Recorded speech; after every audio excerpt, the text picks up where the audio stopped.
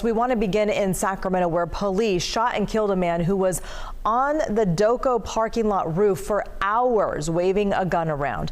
Minutes ago, Sacramento police released this picture of a gun they say the man was holding when he was shot. KCRA 3's Brittany Hope joins us live from downtown Sacramento. So Brittany, what's happening there right now? What's the latest? There are now even more questions that we just received an update from police moments before this newscast. They posted on the social media X new information about what happened, and in that they say that officers saw that man fire the gun. Now, they didn't say when that happened, where it happened, and how many times that happened. I followed up asking those questions, and all they said is that it's part of their investigation. This is all preliminary, and that if they get more information, that could change. Now, let's back up to what we know. Our crews who were on the ground here all morning, they said they never heard or saw that man fire multiple rounds. We talked to someone who was staying in the hotel just across the way here, and they said they didn't hear multiple rounds there either. So that is a question we are still working to get answered from police. Let's break down, though, the timeline from what started very early this morning. Just after 1 o'clock, that is when police say they got the first call about multiple people calling them about a person armed with a gun. Just after 2 o'clock, our first crew arrived on the scene, and for hours they watched this as he walked around the parking lot roof, oftentimes waving this gun around. Then just after 5 o'clock is when police shot and killed the man after they say they tried to negotiate with him for hours.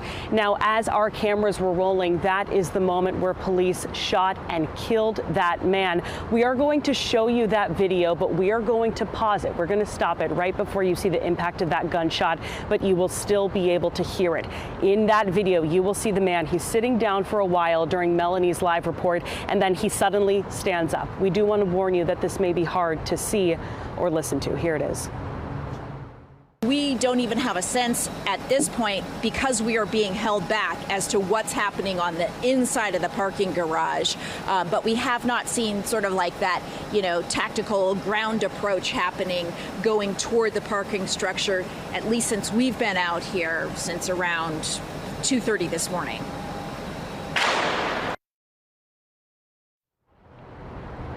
And you can see that we freeze there on that moment. Now, just below that roof on the first floor of this parking garage is a locally owned soup business. The owner tells me that he has been here for more than 40 years and that over the past years, especially the last few, that crime in this area has gotten really bad.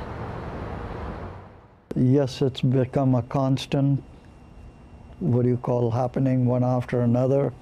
I come in the mornings, I see 2-3 people either sleeping there or their food is there. I have to call the security. It scares me.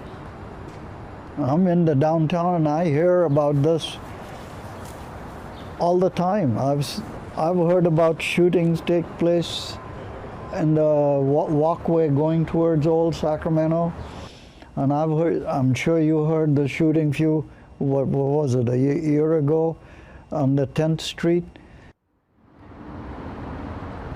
And what he was referencing there was the K Street shooting that happened just on the other side of Doco. Now, this morning, police did say that they were not hosting any more press conferences or going on camera with us again. But again, they just posted that update on social media sites. We're live at Doco. Brittany Hope, KCRA 3 News. And so, Brittany, what will happen next in this investigation?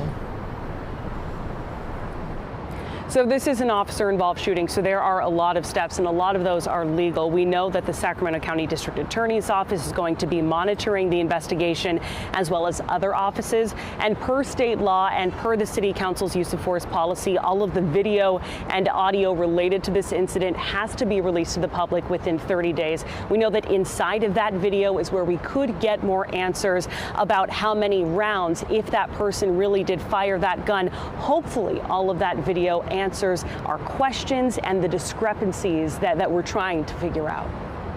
Brittany, thanks for the live report. Now, this shooting had workers at the Golden One Center up all night. Yeah, they'd just been getting off from last night's Jonas Brothers concert when police told them about the man who was up there with a gun. He was in the stairs for like 3-4 hours, and then he was walking around, and he went and laid down on the ground, and it was scary.